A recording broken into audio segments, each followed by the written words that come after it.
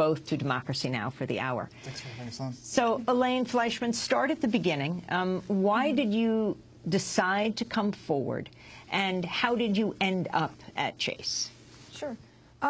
For a long time, I was expecting it to come out. I've been talking to the government for 2.5 years now, and first it went through the SEC, then it went through the Civil Division of the DOJ, and at some stage after watching all of these major banks have deals that actually the facts get wiped away, I started to feel that if I don't come forward, there's a real chance of that happening here too. In terms of JPMorgan Chase, I started there in March 2006 at sort of the height of the boom. When I started, everything seemed normal. I didn't really realize some of the things that were happening in the background. And then things started to change in about May, a couple months after I'd been there. Well, when you went to work there, what specifically was your job? And if you could walk us through how you began to realize the huge problem that the bank was a part of. Sure. I started as what they call a deal manager. Basically, we coordinate between all these different groups when we're bringing in these loans that are then going to be sold to investors. I first noticed that there was a problem when they brought in a new person to do our diligence, which is just the review of the loans themselves to make sure they're of good quality.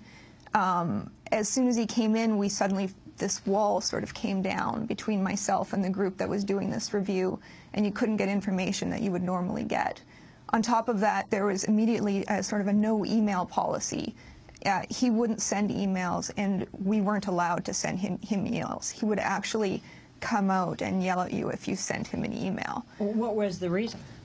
It was never given, which was extremely worrisome, because normally the reason why you have a compliance and diligence department is to actually have written policies about what you're doing, to be able to explain to people how you're making your decisions. So it's exactly the opposite of what you would normally expect. And when you say to review the quality of the loans, if you could, Sure. for people who are not aware, Yes. you were in essence certifying that these individual loans could be packaged into a group of securities to then be sold to investors in a huge package, right? But you had to go through every individual loan? Was that?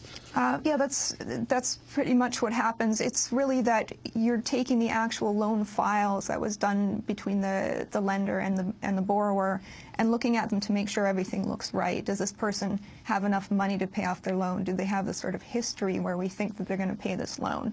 And if we find that they don't, then we're actually not supposed to purchase the loans, and certainly shouldn't be selling them to other investors without at least telling them there's something wrong with them. And so what was the smoking gun for you? Everything about what really started happening, in particular, it became apparent in October, was that sometimes we had deals coming in where, even though I wasn't even the person looking at the loans, you could tell from where I was that something was wrong with them. The Greenpoint deal, which is what Matt talks about in his article, even when the loans came in, they were very, very old, which usually you try to actually pool these loans and sell them within 2 to 3 months. These loans were going back to close to the beginning of the year.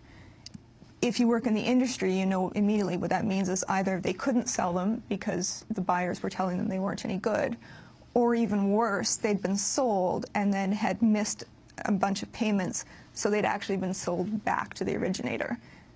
Any of those loans you wouldn't normally sell to investors as regular loans. Now, Matt, you've